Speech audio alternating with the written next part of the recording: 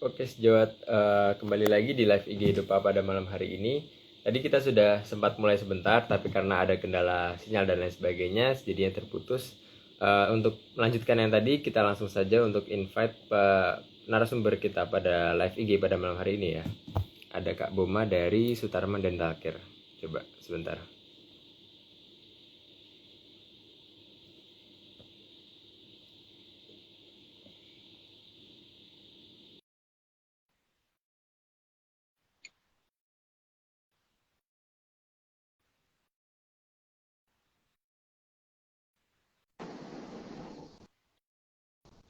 Oke, Halo, Assalamualaikum.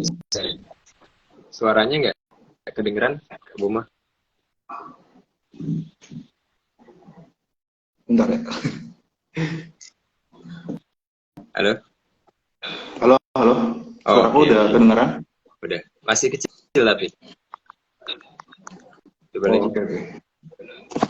Oke. Bentar. Ya, udah dengeran?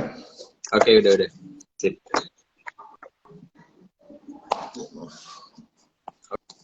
Oke.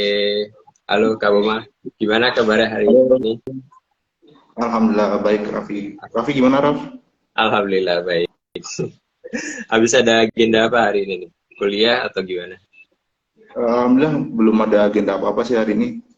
Baru paling ngerjain apa namanya? Revisian doang. Oh, lagi. Sekarang masih kuliah apa udah kegiatannya ke fokus ke revisi aja? Skripsi. Tinggal skripsi sih sama ngumpulin syarat-syarat yudisium. Oh iya. Kira-kira bulan apa tuh yudisiumnya? Insya Allah bulan depan, Oh, bulan bulan Januari. bulan Januari ya. Oh iya. Ya, Nah, mungkin teman-teman di sini baru yang kenal sama Kak Boma, boleh perkenalan diri dulu secara singkat. oke. Mungkin selamat malam ya teman-teman. Perkenalkan, nama saya Muhammad Boma Wikan Bagaskoro. Mungkin bisa dipanggil Boma ya biasanya.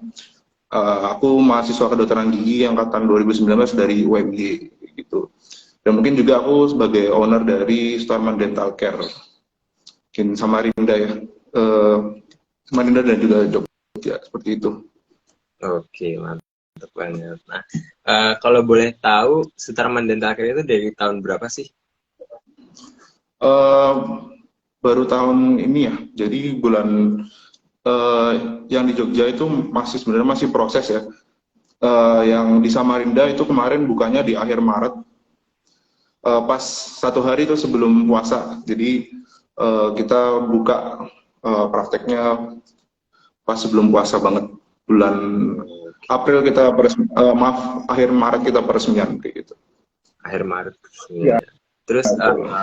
berarti emang pusatnya yang di Samarinda ya? Ya betul, karena memang awalnya itu ada di Samarinda kayak gitu. Dari dulu almarhum ayah saya praktek di Samarinda dan insya Allah kami melanjutkan seperti itu. Oh, gitu. Oh, berarti emang dari dulu itu yang praktek di situ dari almarhum ayahnya dulu? Atau sebelumnya dipindah beda tempat? Gimana maaf? Emang berarti dari Suaranya. awalnya berawal dari praktek pribadi dari almarhum ayahnya ya? Ya betul, mungkin agak pindah tempat ya karena memang kemarin sempat pindah dan ayah saya udah tiada, jadi ini kita pindah tempat dan mulai lagi baru. Oh, mulai lagi dari baru. Untuk sumber dayanya atau dokter-dokternya itu emang dari yang ikut dari tempat sebelumnya atau rekrut baru? Kalau dulu ayah saya itu praktek sendiri ya kebetulan dan alhamdulillah pada saat ini saya dikenalkan oleh dosen-dosen saya dan juga dikenalkan oleh alumni-alumni dari institusi saya ya UMY itu mungkin ada yang join nih dokternya, ada dokter Ica ini join. Oh, Nah itu kakak tingkat saya, senior saya dari UMY gitu. Jadi diperkenalkan sama dokter-dokter yang eh, luar biasa banget buat kami semua kayak gitu. mantap, mantap. Nah, untuk yang di Jogja apakah masih prosesnya udah mau selesai atau malah udah buka nih sekarang? Kalau di Jogja sih masih belum buka ya, jadi masih bentuknya masih kami serahkan kepada dokter karena menurut kami punya tempat tapi dalam pengelolaan perizinannya itu masih sulit, jadi kami serahkan ke dokter yang ada di ini alumni dokter untuk mengelolanya seperti itu. Tapi kalau untuk di Samarinda sendiri, alhamdulillah untuk perizinannya sudah ada, semua dokternya sudah ada SIP dan juga sudah ada izin kliniknya gitu. Jadi selama kami buka, insya Allah sudah ada izinnya semua. Oke. Berarti untuk sekarang di 2 lokasi itu ya, di Jogja sama di Samarinda ya? Ya, betul. Nah, itu kalau boleh tahu, selama ini baik yang di Jogja maupun yang di Samarinda itu untuk status kepemilikannya, itu pure punya Boma dan keluarga aja atau ada pihak investor atau lainnya? Untuk kepemilikan ya, itu dari kami pribadi. Jadi kami memang sekeluarga itu memang kami buat PT sendiri, dan untuk pengurusannya dan juga dalam pengelolaannya pun saya dan ibu saya yang awalnya memang mengelola dari bawah, dari perizinan-perizinannya seperti itu. Oh, gitu. Kalau dari ibu emang backgroundnya dokter gigi juga atau bukan? Oh bukan, jadi untuk ibu saya sendiri backgroundnya ini ya ekonomi ya, jadi memang terkait ekonomi ataupun terkait marketing beliau lebih jago dari saya. Sedangkan untuk sisi dokter giginya atau sisi ke kliniknya itu lebih condong saya. Jadi kita bagi-bagi nih, bagi-bagi sektor kayak gitu. Saling melengkapi. Ya Nah, betul. kalau di akhir tahun ini kan ini udah tanggal 20-an ya. Targetnya dari kliniknya ada yang mau dicapai sebelum tahun depan nggak? Target ya. Sebenarnya untuk target kami ini masih di branding ya. Jadi memang branding kami sebagai klinik itu memang harus kami tingkatkan lagi ya di sekitar Samarinda dan sekitarnya, dan mungkin target-target selanjutnya adalah mungkin membuka cabang dan lain-lain. Tapi untuk saat ini kami masih mencoba branding, kami juga masih mencoba untuk merangkak lagi dari bawah sampai ke atas, insya Allah. Iya. Nah, kalau untuk masalah branding, marketing gitu kan mungkin kalau di ranah klinik, ranah-ranah kesehatan kan agak sensitif ya, apalagi kayak menyangkut kode etik dan lain sebagainya. Itu ada tips nggak atau ada rahasia nggak yang bisa di-share nih kalau teman-teman yang punya klinik di sini juga mau nge-branding atau marketing, itu caranya gimana biar sesuai peraturannya?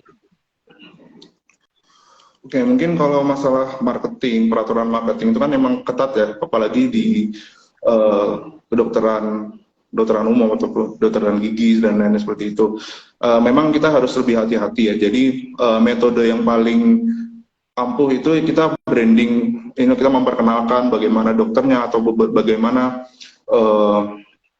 di mana lokasinya dan lain-lain.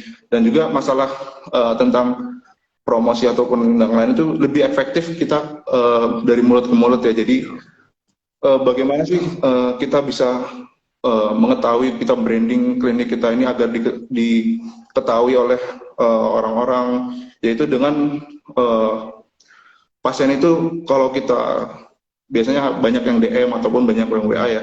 Jadi kita kita interaktif dengan pasien ataupun kita mengirimkan nih edukasi-edukasi gitu. Kita mengupload edukasi-edukasi yang memang bisa mengedukasi masyarakat, dan tidak hanya cuma mengedukasi tapi kita juga bisa membranding diri kita. Jadi pada saat ini misalnya ada pasien mengeluhkan ini, wah kemarin aku lihat ini di klinik ini nih.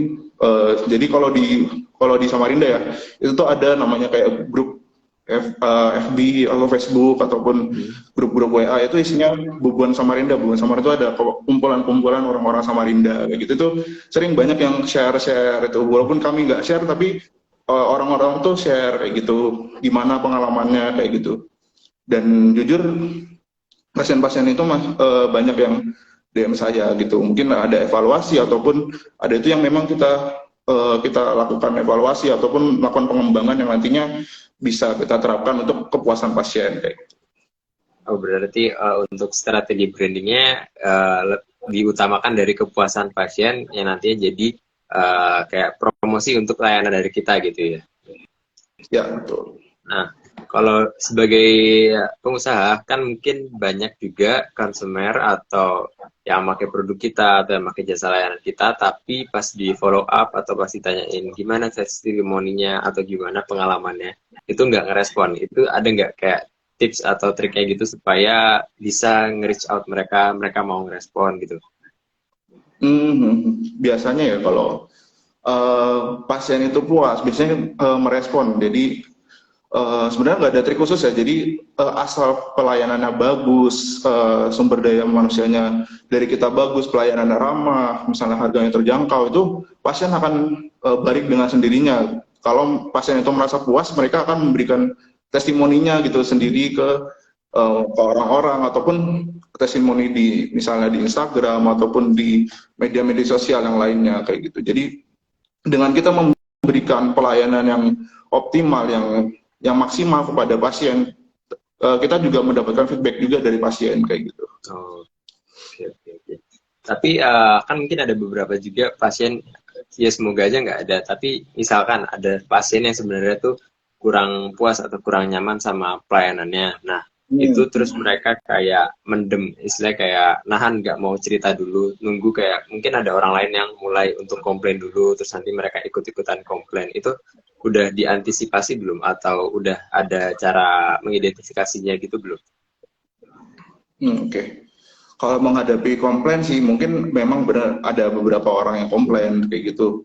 Tapi sebenarnya nggak masalah, kita nggak antisipasi komplainnya, tapi kita bagaimana kita menghadapi komplain itu. Jadi kita menghadapi masalah yang ada itu dengan solusi. Kalau misalnya kita dikomplain, oh ini misalnya FO-nya kurang ramah nih. Nah, kita bagaimana kita mengimprove di bidang di FO-nya itu, kayak misalnya kita lakukan pelatihan ataupun kita melakukan ya pelatihan bagaimana public speaking yang baik kepada pasien kayak gitu. Itu memang benar-benar harus diperhatikan juga. Jadi jangan kira komplain itu sebagai serangan, tapi kita bagaimana komplain itu kita jadikan sebagai pelajaran ataupun masukan yang berharga buat kita improve ke depannya kayak gitu.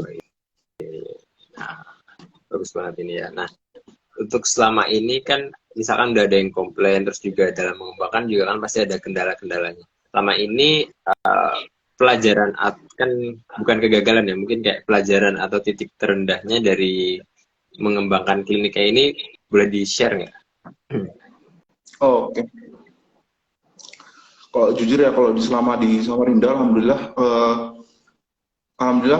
setiap hari pasien alhamdulillah ada, dan jumlahnya juga lumayan banyak, dan dari pendapatan juga kami bisa menutupi operasional bulanan juga, dan kegagalan mungkin ada penurunan gitu. Nah, penurunan di bulan tertentu yang memang lagi turun banget nih, kita cari gimana sih titik kenapa bisa turun gitu, kita harus benar-benar cari. Nah, ternyata setelah diulik-ulik kita lakukan misalnya upload kan media sosial dari klinik kita, itu juga malah membantu dari ini ya jalannya klinik juga. Karena semakin banyak konten edukasi kita semakin banyak promosi secara tidak langsung. Nggak cuma promosi klinik, tapi juga kita melakukan promosi kesehatan kayak gitu. Itu salah satu tujuan juga dari marketing kita, memberikan manfaat pada orang lain, dan orang lain juga memberikan manfaat pada kita. Oke. Jadi kayak timbal balik gitu ya. Nah, ya betul.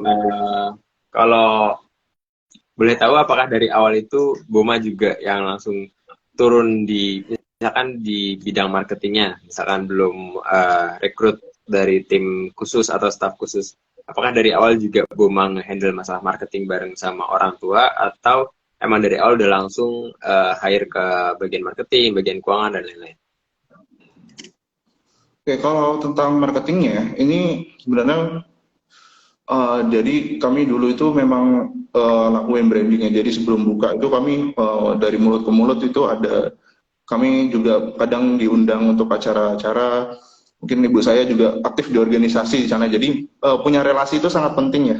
Jadi eh, ibu saya punya relasi itu sangat penting karena penyebaran informasi dari relasi-relasi tersebut itu juga sangat berpengaruh ya, apalagi eh, punya relasi di eh, mungkin persebarannya di misalnya di kantor ini, kantor itu, ataupun di daerah ini, daerah itu cepat gitu informasinya berkembang. Dan alhamdulillah dengan informasi tadi itu kami juga mengundang ini ya tokoh-tokoh dari daerah, dan alhamdulillah responnya sangat baik juga. Ada anggota DPR, ada bahkan wakil gubernur gitu datang ke acara pembukaan kami, dan alhamdulillah itu juga menyentuh hati kami, dan semakin banyak teman-teman dari misalnya dari relasi tadi itu merekomendasikan gitu. Jadi pentingnya relasi itu sangat penting ya dalam dunia bisnis kayak gitu. Oke, oke, oke. Nah, kan dari awal tuh kelihatannya kayak sibuk banget ya pasti ngembangin kliniknya. Kalau di kita flashback ke arah atau ke bagian kuliahnya nih, gimana caranya bisa ngatur usahanya itu sambil kuliah juga nih? Oke, mungkin kalau sambil kuliah mungkin agak keteteran ya. Di awalnya mungkin agak keteteran karena harus ada penyesuaian dan lain-lain. Tapi memang ada positif, ada negatifnya. Itu kita mulai bisnis sambil kuliah. Kalau sambil kuliah itu kita bisa ini ya, sambil belajar, mencari pengalaman juga, dan juga kita juga ini nih bisa konsultasi sama dosen ataupun teman-teman kita yang memang bisa membangun dalam bisnis kayak gitu. Jadi mencari relasi sebanyak-banyaknya, kita bisa brainstorming bareng. Jangan juga jika kita ada masalah ataupun ada sesuatu yang bisa kita bahas, itu kita bisa diskusi bareng dan konsultasi juga sama teman-teman, sama dosen-dosen, dan alhamdulillah itu terjadi di saya. Dan saya punya teman-teman yang bisa membangun. Saya misalnya kesusahan apa, kita bisa brainstorming bareng, kita bisa ibaratnya belajar bareng lah ibaratnya. Dan juga sama dosen, alhamdulillah saya punya dosen-dosen yang mendukung, dan pada saat saya konsultasi itu responnya sangat baik, dan saya diberikan banyak pelajaran dari dosen-dosen saya seperti itu. Itu positifnya. Dan negatifnya mungkin kita nggak punya pengalaman sama sekali ya, dan juga kita masih junior di profesi kita. Mungkin sebagai mahasiswa di profesi kita juga apa ya, mungkin bisa kadang nggak enakan ataupun kadang punya confidence yang kurang, tapi tergantung dari personalnya lagi ya, karena bisa memang kita secara profesional menempatkan diri sebagaimana mestinya.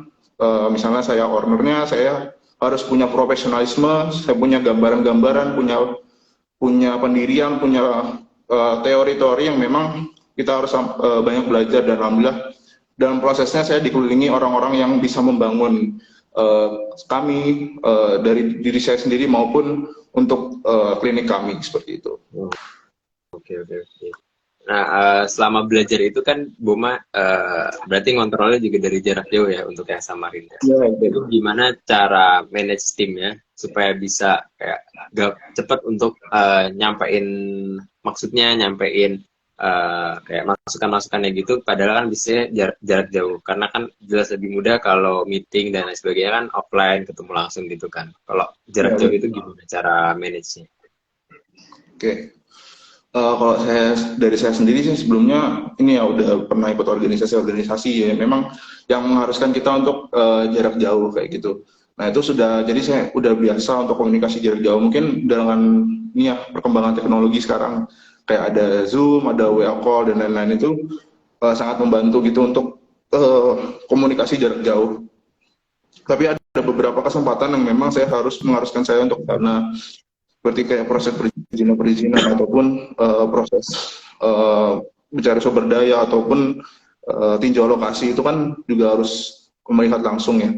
Nggak bisa kita lakukan secara online, itu memang harus mengorbankan kurang lebih mungkin pada saat persiapan ya. Kalau saya persiapan itu mulai dari Desember sampai sekitar bulan Maret April, jadi beberapa kali bolak-balik gantian sama ibu saya juga terkait perjalanan tempat, pengurusan dan lain-lain, koordinasi dengan dokter, karyawan juga, dan itu dipadukan dengan via online juga. Jadi selama handle memang harus ini ya, karena kebetulan kemarin online ya, jadi memang bisa gitu bolak-balik kan, Iya. dan kan karena sekarang udah offline, jadi agak susah dan memang harus ini ya, koordinasi online ya, jadi dari jarak jauh kayak gitu, dan dibantu teknologi memang. Sangat membantu banget ya adanya kayak Ya, Zoom dan lain-lain. Nah, kalau orang tua sendiri itu sekarang ibu itu di Jogja atau di Samarinda? kalau ibu di Samarinda sih, kebetulan ada jabat organisasi juga, sama kita punya media, jadi ibu itu bangun media gitu kayak YouTube dari kecil lah, bahkan buat media, dan juga rencana bikin event organizer, dan rencana ada event nih bulan, maaf saya lupa bulan depan atau bulan 2, konser mungkin nggak belum gede ya, tapi memang konser kecil-kecilan. Ibaratnya buat lestarikan budaya lokal di sana dan band-band lokal di Samarinda dan sekitarnya. Oke, mantap. Itu nanti bisa buat sekalian di branding juga itu berarti kliniknya. Ya, betul. Ya, secara tidak langsung ya. Iya, bisa. Nah, itu kalau di sana kan ada ibu. Nah, kalau di yang Jogja itu nanti apakah dari Boma sendiri yang handle atau ada dokter yang juga dipasrahin untuk jadi kayak manajer atau penanggung jawab di klinik? Oke, untuk saat ini memang statusnya belum klinik ya, jadi masih saya berikan handle buat yang memang atas namanya. Jadi dokter ini memang praktek di sini sebagai dokter gitu, jadi belum sepenuhnya klinik, dan masih kami coba proses untuk kliniknya seperti itu. Oke. Jadi Tapi masalah mungkin bantu-bantu di sini ya, Mhm. masalah bahan, fasilitas, prasarana kayak gitu. Oh, iya. Tapi kalau brandnya tetap sama brand sama yang di Samarinda. Iya betul, sama Bren. Nah, kalau untuk hire karyawannya ada tips sendiri nggak kan kalau yang kayak di Samarinda itu kan Boma kan kontrolnya dari jauh. Gimana bisa Ya, bikin cari karyawan tuh yang bisa ditinggal kayak nggak tiap hari dipantau tapi mereka juga kerjanya tetap bagus dan sesuai sama kriterianya. oke. Mungkin yang pertama kita harus perhatikan sih, karyawan tuh punya ini ya, bagaimana kita berinteraksi sesama teman kerja, ataupun kami sebagai owner, ataupun sebagai yang ataupun ke pasien kayak gitu. Jadi memiliki etika dan sopan santun serta respect sesama, mungkin nggak cuma ke owner kami, tapi juga sama rekan kerja, sama pasien, dan menghargai satu sama lain kayak gitu. Terus juga dapat ini ya, bekerja dalam tekanan ya, karena memang karyawan itu kalau bisa bekerja dalam tekanan itu lebih mudah kita menghadapinya. Jadi kan kita menghadapi pasien-pasien yang memiliki banyak beragam karakter ya, yang beda-beda, yang kita harus menjaga komunikasi baik antar kami dan juga pasien-pasien. Dan ini ya Kak, beberapa karyawan tuh emang jadi wajah pertama kami ya. Mungkin di FO ataupun pada saat adminnya yang membalas WA-nya itu kan memang jadi garda terdepan kami untuk kepada pasien kayak gitu. Dia harus benar-benar etika, sopan santun, dan respect itu yang nomor satu menurut saya. Kalau masalah skill, kita masih bisa improve ya. Oke. Dari mungkin kita melakukan pengajaran ataupun melakukan improvement di bidang lain seperti itu.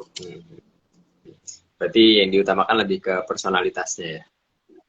Ya betul, personalitas dari karyawannya. Nah, kalau ngomongin personalitas itu kan Boma bisa dibilang pasti lebih muda daripada karyawan-karyawannya.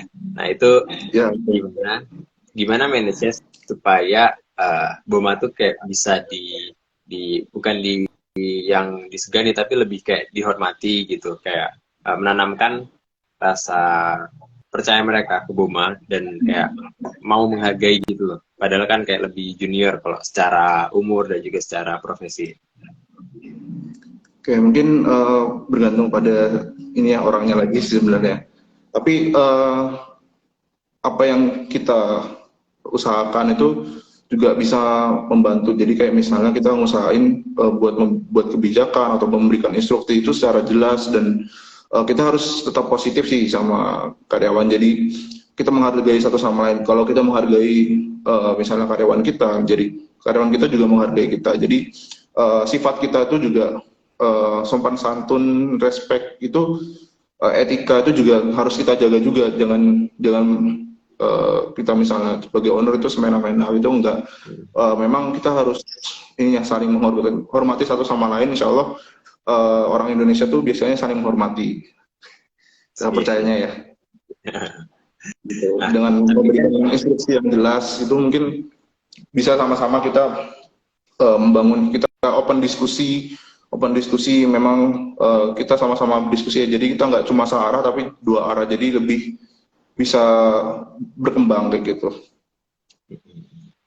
Nah, tapi kalau Boma ngontrolnya ini secara jarak jauh gitu mungkin kan nggak bisa yang seintens kayak misalnya Boma di sana terus lagi di klinik kan bisa gampang banget kan komunikasinya. Nah, kalau jarak jauh ini kan mungkin komunikasinya mungkin kalau laporan harian aja atau kalau ada trouble aja. Nah, itu gimana caranya supaya kalau ada trouble kan pasti suasananya kayak bukan yang fun untuk diajak kayak bicara untuk ngobrol dan lain-lain kan, lebih ke fokus ke arah bisnisnya. Terus misalkan ada yang salah nanti bisa ada sedikit rasa kondisi yang tegang seperti itu kan. Nah, itu gimana bisa bikin suasana komunikasi yang hangat, yang enak gitu meskipun jarak jauh gitu sama karyawannya. Oke, jujur kalau secara jarak jauh sih masih agak kurang ya. Jadi kalau kita jarak jauh kita harus mempercayakan kepada orang sih. Jadi memang ada benar-benar orang yang bisa dipercaya di suatu organisasi itu, suatu tempat itu yang memang punya kemampuan untuk leadership kayak gitu. Nah, dalam hal ini saya belum dapat nih, masih ada beberapa karyawan dan juga kebetulan alhamdulillah ada ibu saya, jadi bisa lebih mengontrol gitu. Tapi kalau saya sendiri tadi ini ya, kita bagi-bagi tugas tentang karyawan dan tentang kebutuhan dari operasional kliniknya, itu juga kami juga bagi-bagi tugas. Dan untuk karyawan lebih banyak saya serahkan ke ibu saya. Jadi kalau ibu saya tuh biasanya ya kita ada pelatihan-pelatihan gitu sambil bonding, sambil lakuin kegiatan apa, ataupun keluar bareng kayak gitu, misalnya makan ataupun ada kegiatan rekreasi kayak gitu. Mungkin lebih ke keluargaan ya sistemnya kayak gitu. Oke. Nah, sekarang coba ngobrol-ngobrol lebih ke arah kliniknya ya. Kalau menurut Boma, apakah cuma bisnis klinik gigi yang paling menjanjikan untuk seorang dokter gigi atau ada bisnis lainnya? Gimana, maaf, sorry. Kalau menurut Boma, apakah untuk seorang dokter gigi itu usaha yang paling menjanjikan cuma usaha untuk bangun klinik gigi atau ada usaha lain yang mungkin kayak jualan alat-alat di dental dan sebagainya? Sebenarnya bisnis klinik gigi itu juga banyak resikonya ya. Resikonya banyak, kayak misalnya kita juga nggak semuanya mulus, kadang kita kadang nombok kan per bulannya gitu. Jadi memang bisnis klinik gigi ini juga butuh modal yang besar ya. Jadi belum tentu menjanjikan ya. Jadi tergantung ini ya. Jadi kita harus menentuin bagaimana, kita harus menganalisis targetnya, kemudian kita lakukan menyusun strategi, ada struktur dan tata kelolanya juga. Kita harus merencanakan kegiatan dan anggarannya juga. Ada laporan keuangan, evaluasi kerja itu menurut saya belum tentu menjanjikan sih kalau misalnya klinik gigi ya. Even buat bisnis alkes kayak gitu, banyak ya orang-orang yang bisnis alkes dan ternyata sepi, itu juga banyak. Tapi ada yang juga ini. Jadi memang masalah menjanjikan atau tidaknya itu tergantung dari pengelolaan atau manajemen bisnisnya tadi. Nggak cuma itu sih, kayak misalnya apotek, malah sebenarnya apotek ya yang lebih menjanjikan ya. Jadi apotek sama misalnya ada dokter umumnya atau dokter giginya, itu juga sebenarnya lebih menjanjikan kayak gitu. Ataupun malah bikin klinik pertama sekalian gitu untuk ini gitu. Jadi nggak cuman klinik gigi aja yang menjanjikan, tapi sebenarnya usaha-usaha yang lain itu juga menjanjikan asal manajemennya baik. selama ini apakah dalam memanage itu kendalanya kalau di bidang klinik gigi ini paling paling apa ya, kayak yang paling mengganjal dalam mengembangkan klinik gigi ini selama ini apa? Oh, mengganjal ya. Kalau aku problemnya lebih di awal ya. Jadi di awal-awal itu memang benar-benar harus nyiapin klinik gigi itu di modal awal. Jujur modal awalnya agak lebih besar ya, karena memang banyak perlu dental unit, perlu alat-alat gigi yang lain, fasilitas-fasilitas yang lain, syarat-syarat klinik itu juga perizinan itu juga kemarin sempat ada kendala ya. Jadi memang kami agak terombang-ambing di situ, dan sama ini ya kami juga masih belajar ya. Nah, kebetulan aku masih mahasiswa, jadi masih ngawang-ngawang, masih belajar cara gimana sih cara bikin klinik gigi. Oh, ternyata pada saat memang agak susah, tapi pada saat melewati itu, oh jadi ngerti sekarang. Mungkin kedepannya jadi lebih bisa mengevaluasi diri untuk ngelakuin itu lagi gitu. Mungkin lebih pengalaman ya. Iya, sambil belajar sambil cari pengalaman. Ya, Nah, tuh. terus kalau dalam kan sekarang udah berjalan nih ya. Nah, ini Ya, dari klinik giginya yang di Samarinda yang ditonjolkan atau nilai lebih dibandingkan klinik gigi lainnya apa? Yang di branding?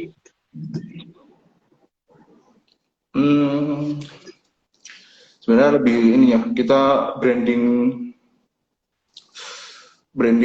bagaimana kita mengetreat pasien. Jadi kepuasan pasien yang tadi awal saya bilang itu memang jadi patokan kita. Jadi bagaimana alhamdulillah dokter-dokter di klinik kami itu mentreat pasien itu dengan sangat baik ya. Jadi nggak cuma kita branding klinik, tapi di dalamnya itu juga dokter-dokternya ramah-ramah. Ya. Jadi hal-hal yang sering saya dengar tuh, wah ini dokternya ramah-ramah, kemudian harganya terjangkau, itu juga masuk pasar. Jadi memang kita pada awalnya kita juga harus menentukan ini nih strategi apa sih, kita analisis dulu ada 5 basic, ada 5 aspek yang harus kita analisis nih: sumber dayanya, sarana prasarana, modal, finansial, SDM dan lain-lain. Itu memang harus apa ya, kita lebih analisis lagi gimana sih segmentasinya. Mungkin ada rumus untuk mencari segmentasinya, kira-kira cocoknya di segmentasi mana, dan kita kejar tuh segmentasinya itu. Jadi brandingnya ataupun harga juga kami sesuaikan dengan segmentasi tersebut. Jadi harganya itu atau price-nya itu jadi lebih terjangkau untuk segmentasi itu gitu. Jadi tergantung segmentasi juga sih untuk brandingnya. Dan juga lakukan promosi ini ya, promosi kesehatan juga, itu juga membangun branding kami gitu. Oke. Nah, terus dalam mengembangkan dan juga brandingnya ini, terus mengelola kliniknya ini, ada pesan nggak nih buat teman-teman yang nantinya juga mau bikin klinik, dalam mengelola klinik ini poin penting apa sih yang harus diperhatikan selain yang tadi mungkin kan karyawannya ya. Terus kalau selain karyawannya, poin penting apa yang harus diperhatikan untuk teman-teman yang lagi mengelola klinik? Oke, sebenarnya aku lebih ke manajemen ya. Jadi apa sih manajemen itu ya? Manajemen itu bentuk pekerjaan yang kita lakukan, kita libatkan koordinasi sumber daya manusia untuk mencapai sumber daya organisasi untuk mencapai tujuannya. Kenapa kita perlu manajemen? Karena memang praktek klinik apapun, dari klinik pertama atau klinik gigi itu, kalau kita membuat itu harus memang punya modal yang besar sih. Jadi harus ada investor kayak gitu kalau memang mau lebih ini aman ya. Terus buat alat bahannya itu juga mahal ya relatif ya biasanya ya. Terus ada resiko, ada pasien safety-nya juga, ada kepuasan pasiennya juga, sama kita juga harus memperhatikan fungsi sosialnya juga. Jangan sampai kita melewatkan fungsi sosial juga. Dan jujurnya manajemen itu membuat kita untuk bisa bertahan di pasar kayak gitu. Jadi tadi yang harus kita lakukan itu adalah menganalisisnya dulu. Kita analisis, baru kita membuat strategi nih gimana caranya buat ini mungkin analisisnya kita bisa lihat dari sumber dayanya, bagaimana sarana dan prasarananya, modal finansial kita berapa, SDM-nya bagaimana, kemudian pengetahuan kita tentang eh, kliniknya itu bagaimana, kemudian bagaimana manajemen sistemnya. Nah itu juga bagaimana sih kita melakukan strategi, itu bagaimana kita melakukan memadukan sumber daya yang tadi itu untuk sebesar-besarnya untuk memanfaatkan peluang yang ada kayak gitu. Jadi memang misalnya pertimbangannya nih untuk memilih klinik, maaf, memilih lokasi itu berdasarkan apa. Jadi ya, memang ada banyak pertimbangan kayak personal faktor kah, atau professional faktor kah, atau economic faktor. Dan itu juga ini ya berdasarkan komunitas yang berkembang juga, rasio dokter, kemudian rasio klinik yang ada di daerah tersebut itu juga perlu diperhatikan juga. Kemudian perhitungan investasi bagaimana, mungkin untuk syarat-syaratnya dan lain-lain itu bisa dilihat ini, baca-baca PMK nomor 14 tahun 2021 yang terbaru itu mengatur semua syarat-syaratnya. Nah itu juga kita harus mencari bagaimana dana sumber dananya itu dari mana, apakah dari pribadi, pinjaman, kerjasama kah, atau seperti itu. Nah itu benar-benar pencatatannya harus dicatat benar-benar, karena memang ketelitian, ketekunan itu juga menentukan bagaimana manajemen itu bekerja kayak gitu. Gimana, menjawab nggak? Ya, berarti kuncinya di manajemennya, tapi juga manajemennya disesuaikan sama target marketnya juga ya. Ya betul, bagaimana kita menentukan segmentasi atau targetingnya tadi. Nah, kan dari tadi sering dibilang kalau modalnya itu gede. Sedangkan kalau teman-teman di sini ada yang mau bikin klinik gigi, ada nggak sih kemungkinan atau caranya mau bikin klinik gigi tapi modalnya terbatas? Oke, terbatas ini ada angka pastinya kah? Mungkin terbatas dalam artian kalau dia harus beli dental chair atau beli peralatan sendiri itu dia nggak sanggup gitu. Karena kan harganya juga kan variatif banget ya. Ya betul. Nah kalau ini sih tergantung orangnya lagi, bagaimana memanfaatkan relasi tadi. Nah relasi tadi itu juga bisa bentuknya dalam misalnya investor-investor. Jadi misalnya kita mau punya ini, kita ngundang-undang investor misalnya yang dekat aja deh, dari keluarganya ataupun dari temennya ataupun bahkan dari misalnya dari kenalannya kayak gitu, untuk berinvestasi di misalnya di klinik giginya. Jadi memang ada beberapa yang harus disiapkan ya. Jadi kayak misalnya dental chair, kemudian alat bahan dan lain-lain, fasilitas-fasilitas itu memang harus disiapkan. Tapi mungkin ada tadi investor kerjasama dengan pihak kedua atau pihak ketiga yang memang bisa memfasilitasi secara finansial gitu. Jadi misalnya ada investor yang mau, misalnya ada orang yang mau mendanai tapi tidak punya ilmunya, nah kalian punya ilmu bagaimana cara membangun kliniknya itu. Jadi saya kenal ya beberapa dokter, contohnya beberapa dokter yang memang ini nih, kadang ada orang yang diminta dibuatkan klinik. Jadi kita manajemen klinik itu bagaimana kita membuatkan, jadi mendesainkan ruangannya, bagaimana marketingnya, bagaimana gitu kita bisa membuatnya sendiri dengan memanfaatkan dari investor kayak gitu, memanfaatkan dari dana orang lain yang dipercayakan kepada kita. Jadi kita harus punya personal branding yang baik sebagai dokter gigi ataupun sebagai dokter, dan berani untuk misalnya mengajak kerjasama atau kerjasama dengan orang lain kayak gitu. Oke. Jadi masih ada jalan ya buat teman-teman yang mau bikin klinik gigi tapi terbatas kalau secara modal aja. Yang penting juga punya value dari personal brandingnya sama relasi juga.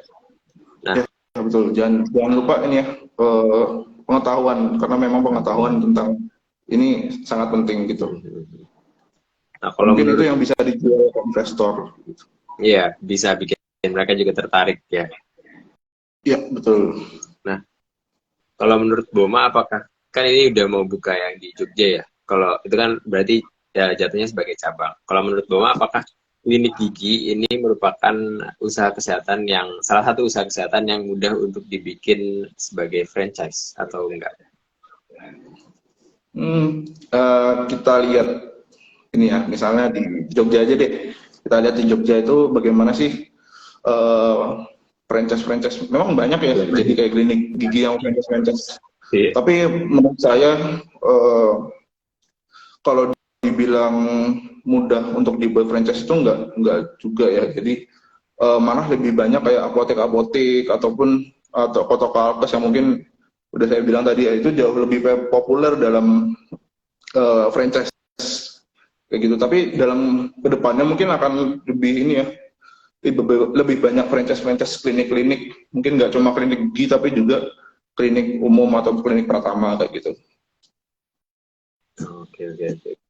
Nah, misalkan ke depannya di Sultan Dental Care ini mau dibikin franchise, itu perkiraan dari BOMA itu nantinya untuk manajemen benar-benar difokusin harus ngikut ke manajemen pusat untuk menjaga kualitas atau dibebaskan ke franchise-nya? Sebenarnya belum kepikiran sih mau dibuat franchise gitu. Sebenarnya mau kami buka cabang ya, bukan franchise. Tapi kalau misalnya buat franchise, memang harus terpusat pada manajemen pusatnya. Jadi dalam apa namanya, dalam kita mengontrol kualitas itu lebih mudah ya. Jadi yang harus kita jaga itu dalam franchise kan kualitasnya. Jadi gitu. Misalnya di daerah ini, wah franchise dokter gigi klinik ini jelek, itu kan juga mempengaruhi yang pusatnya kan. Nah itu memang harus ada keterkaitan dengan pusatnya. Jadi nggak bisa semena-mena kita lepas gitu, karena memang nanti akan mengubah kualitas yang udah kita buat atau kita tetapkan standar kayak gitu. Bisa merugikan brandingnya juga ya. Ya betul. Nah, merugikan kalau brandingnya.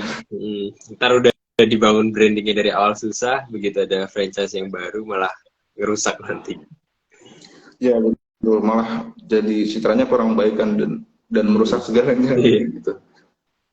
Nah, terus dalam mengembangkan bisnis klinik gigi ini gimana caranya supaya nggak cuman viral di awal pas pembukaan atau viral pas grand opening doang, tapi habis itu langsung menghilang? Gimana caranya bisa bikin kayak tetap berkembang terus, tetap eksis terus gitu? Kalau dari saya sendiri ya, itu adalah kualitas, dimana bagaimana kita bisa menjaga kualitas itu lebih agar tetap sesuai standar gitu. Jadi kita memang menyiapkan standar kualitas misalnya dalam pelayanan kesehatannya ataupun dalam promosi kesehatannya itu ada kualitas itu. Jadi jangan sampai kualitas itu hilang ataupun terganggu gitu. Semakin kita berkualitas, semakin pasien itu puas pada kita. Biasanya kalau kita udah puas di dokter itu, kita mau ke dokter itu terus biasanya. Nah itu jadi salah satu hal yang kuat yang bisa kita jaga gitu. Keramahan, bagaimana hospitality-nya kepada pasien itu juga mempengaruhi dari kliniknya itu. Jadi kalau bisa nggak cuma viral sekali, terus ternyata viral, rame, pasien kecewa, malah pada nggak menjaga agar kliniknya itu bahkan bisa lebih baik kayak gitu. Oke. Nah, kalau menurut Boma, kenapa sih orang itu harus berbisnis klinik gigi gitu? Kayak apa keuntungannya kalau memiliki klinik gigi pribadi gitu? Oke. Sebenarnya 50-50 sih ini. Klinik gigi itu dasarnya apa dulu nih? Apakah dipertimbangkan oleh pemiliknya itu tergantung apa ini? Misalnya tergantung dari target marketingnya, dari teman-teman mungkin di masyarakat tersebut atau daerah tersebut tuh belum ada nih klinik gigi. Nah itu bisa menjadi pasarnya. Jadi kenapa kita harus bikin itu tuh, kita juga harus menentukan pasarnya gitu. Jadi nggak semerta-merta kita aku mau bikin klinik gigi, untungnya gini-gini nih, nanti belum tentu. Karena misalnya kita di pertengahan kota dan memang sudah banyak dokter giginya pada saat kita membuka itu juga belum tentu sukses. Jadi memang harus perlu dipertimbangkan bagaimana kebutuhan masyarakat terhadap pelayanan sarana dan prasarana, kemudian akses kesehatan, gak cuma kesehatan gigi tapi juga kesehatan umum juga itu diperhatikan gitu. Jangan sampai ternyata dekat ini nih dekat puskesmas atau vaskes yang besar itu malah kita buka ternyata malah kalah saing sama vaskes yang ada. Itu jangan sampai sini. Jadi alasan kenapa harus bikin gigi ya ini tergantung dari masyarakatnya nih kira-kira butuh atau enggak, karena memang klinik gigi itu kan kita juga membutuhkan masyarakat ya untuk berkonsultasi ataupun berobat ke kita itu juga dari bagaimana ability to pay atau bagaimana pasar itu punya kemampuan untuk membayar dan juga kemauan untuk membayar gitu. Jadi kita harus menentukan juga pasarnya gitu, dan pasar itu mau nggak membayar untuk itu ataupun punya kemampuan nggak membayar untuk itu. Jadi harus juga selain ditentukan pasar tadi juga kita harus menentukan segmentasinya pasarnya tadi gitu. Nah, ini mungkin sedikit di luar konteks tapi ada berkaitan sama topik barusan. Kalau menurut Boma, apakah dalam berbisnis itu ditentukan dulu produknya, baru dicari marketnya, atau melihat marketnya dulu baru menentukan produk yang sesuai sama marketnya? Oke. Sebenarnya kamu harus analisis dulu sih. Jadi kayak misalnya analisis, contoh sederhananya SWOT ya. Kita harus nentuin, misalnya kita udah dapat produknya nih mau kita jual, ternyata kita analisis SWOT, ternyata banyak weakness-nya. Nah itu jangan sampai kayak gitu. Jadi menurutku sih analisis pasar dulu ya. Jadi misalnya kita lagi di suatu daerah, ternyata mereka itu membutuhkan ini, dan jadi kita harus punya kepekaan ataupun punya inovasi dalam mengatasi ini masalah dari daerah tersebut kayak gitu. Jadi saran aku sih lebih ke arah kita tentukan produknya, pasarnya dulu baru produknya kayak gitu. Tapi sebenarnya bisa juga produknya dulu baru pasarnya. Itu tergantung dari fleksibilitas dari pengusahanya tadi. Yang penting analisis sih yang harus benar-benar dikerjakan gitu. Mungkin juga sama kayak jenis produknya ya, karena kalau mungkin produknya dijual online gitu kan, untuk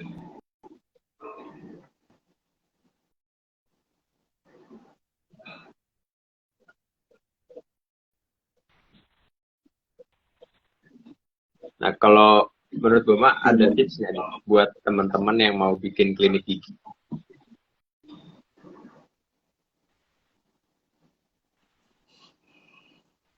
Gimana maaf? Ada tips nggak buat teman-teman yang mau bikin klinik gigi? Oke, mungkin yang udah saya sampaikan tadi ya, kayak misalnya pertimbangan nih memilih lokasi misalnya. Ada beberapa pertimbangan yang harus kita lihat, apakah personal faktor, misalnya berdasarkan domisili kita, terus tempat kuliah kita, tempat keluarga kita, misalnya. Ada juga berdasarkan profesional faktor nih, yang misalnya ada FKG ataupun ada dental supply terdekat ataupun dental lab terdekat kayak gitu, ataupun economic faktor ya. Jadi kayak misalnya keadaan di kota berdasarkan penduduk, berdasarkan ability to play sama willingness to play, itu juga kehidupan dokter gigi ataupun kita ngikut PNS ataupun perusahaan gitu. Itu harus kita benar-benar kita pertimbangkan. Kemudian menetapkan daerah praktek juga berdasarkan komunitas ya, gimana tadi yang saya bilang, daya beli masyarakatnya, kemampuan membayarnya, kemudian apa sih fasilitas yang terdekat, misalnya ada vaskes ataupun dental lab atau penunjang yang lain kayak gitu. Kemudian ini investasi, jadi kayak misalnya sewa atau beli lokasi itu harus dipertimbangkan sesuai dengan finansial kita. medical atau dental instrumennya juga, dan dana yang bersumber dari misalnya dari pribadi nih ataupun dari pinjaman bisa juga sebenarnya, tapi tidak direkomendasiin sih. Mending cari modal dulu baru buat, daripada kita nyari pinjaman tekor kayak gitu. Nah, atau kerjasama tadi yang saya bilang di awal, kerjasama dengan investor ataupun pengusaha yang memang mau punya klinik, misalnya klinik Pratama atau klinik gigi, tapi nggak punya ilmunya, itu bisa kita dengan menjual ilmu kita kayak gitu. Mungkin ini sama melakukan analisis dan juga penentuan segmentasi tadi. Kalau buat teman-teman yang mau mendirikan klinik, ada kisaran nggak kalau dari Boma, range-nya harus menyiapkan modal berapa sih gitu? Kalau mau kayak kualitasnya yang juga bagus, tapi nggak yang terlalu over budget juga gitu. Sebenarnya modal itu tergantung dari wilayahnya ya. Jadi kayak harga tanah di Jogja kan sama di misalnya di Kalimantan kan beda. Nah, kalau gitu. untuk peralatannya aja, modal untuk peralatannya aja. Kalau peralatan tuh tergantung kualitas juga sih. Yang murah itu juga ada, yang mahal juga ada. Kalau misalnya kisaran ya, sama misalnya kita nyewa, misalnya per tahunnya anggaplah 20 sampai 30 juta ya, atau sampai 40 juta di standar Jogja. Terus misalnya itu per tahun. Terus misalnya ambil 30, terus modal alatnya ya. Modal alatnya yang agak gede sih sebenarnya. Dari aku tuh kemungkinan total tuh 70-an kayak gitu, 70-an itu dapat lengkap. Ya mungkin dari beberapa supplier yang aku lihat itu ya, nanti cek-cek aja ya, kayak di beberapa supplier harganya masih segitu atau enggak. Terus fasilitas itu mungkin kalau awal minim 100 sampai 150 juta sih sebenarnya udah bagus ya dari segi fasilitas ya. Tapi kalau tempat mungkin menyesuaikan dari bagaimana besaran tempatnya dan juga besaran renovasinya kalau perlu renovasi kayak gitu. Kalau pastinya aku belum bisa berani sebut berapa gitu, karena memang tergantung dari keinginan dan juga apa ya, tergantung keinginan dari si pembuat kliniknya sih, gimana desainnya atau gimana fasilitasnya kayak gitu. Nah, untuk nanti kalau misalnya mau nambahin ya, kalau misalnya tentang bagaimana fasilitasnya atau bagaimana ininya, tadi udah saya bilang ada tercantum di PMK nomor 14 tahun 2014 itu lengkap tuh apa aja yang perlu disediakan, alat bahannya minimal tuh harus ada apa aja kayak gitu, ada kok. Itu nanti untuk PMK itu juga sebagai syarat boleh beroperasional dari kliniknya atau beda lagi? Ya itu yang dari kliniknya sih. Jadi memang ada persyaratan itu, nanti kita submit ke ini OSS. Jadi memang harus ada, kalau klinik itu memang melewati OSS. Iya. Itu boleh dilihat, bisa bikin akunnya ke OSS. Bisa pribadi. Oke. Nah, registrasi secara elektronik gitu. Nah, untuk kedepannya dari Boma, apakah mau bisnis di bidang kesehatan aja atau ada ketertarikan di bidang lainnya juga? Belum kepikiran sih sebenarnya, masih karena memang basic profesi saya di kesehatan ya, jadi mungkin lebih banyak di kesehatan. Tapi kalau misalnya di lain sih mungkin bisnis event organizer kayak gitu tuh juga menguntungkan. Kayak kita membuat event-event, apalagi kan sekarang nih kita misalnya lihat konser itu kan biasanya sering sold out, itu juga sebenarnya bagus, kayak hiburan-hiburan itu, karena memang orang-orang juga membutuhkan itu juga, disesuaikan juga sih sama kebutuhan di pasar gitu, kira-kira bisnis apa ke depannya gitu. Nah, kalau buat teman-teman yang masih mahasiswa, kan ini tadi banyak juga yang join juga yang masih mahasiswa, mungkin dari teman-temannya juga ada tips nggak nih buat mahasiswa kalau mau bikin bisnis itu pas masih kuliah, bisnis apa aja yang mungkin gitu? Oke. Sebenarnya bisnis apa ya, banyak sih sebenarnya. Kalau mau bisnis misalnya nih kita kerjasama sama misalnya pemasok ataupun supplier suatu barang, dan ternyata di pasar ataupun di teman-teman kuliah kita itu membutuhkan barang-barang itu loh, misalnya alat-alat kesehatan atau alat-alat dental, itu juga kerjasama sama supplier. Itu juga menurutku bisa, misalnya kita buka sendiri, kita nge-brand sendiri, oh ini nih saya jual ini, nah kamu tuh ternyata udah kerjasama sama supplier, itu juga bisa untung, walaupun untung-untung dikit kan, tapi juga untung gitu. Dan kamu nggak perlu mikirkan barangnya, kamu tanya ke supplier, ini kita